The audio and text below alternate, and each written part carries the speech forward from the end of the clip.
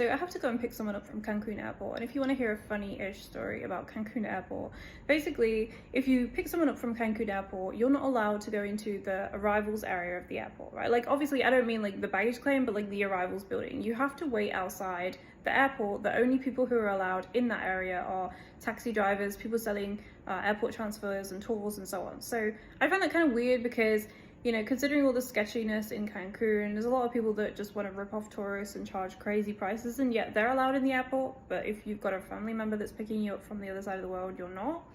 Anyway, my mum flew to visit me from England last year.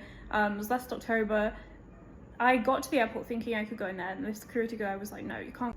So anyway, I'm standing outside the airport with the security guy for like 40 minutes, right? And I was getting increasingly anxious thinking that my mom was lost. And I think he kind of sensed my anxiety, and he was like, I tell you what, like, if you see someone that you think is your mom, like, I'll let you through, but you can only go through once, right? Like, you can't keep going through.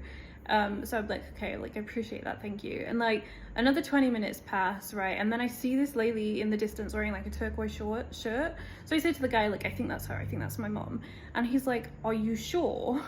Because if you go through and it's not her, I'm not allowed to let you go through again. You got one chance, right? And I was like, you know, I felt like I was on a game show or something, like, this is my one chance to get my mother. Otherwise she's lost forever in Mexico. Like, am I gonna take it? Am I gonna gamble and like wait a little longer? Like, it was just, but like I went through and it was her, thankfully. Otherwise, you know, who knows where she will be now.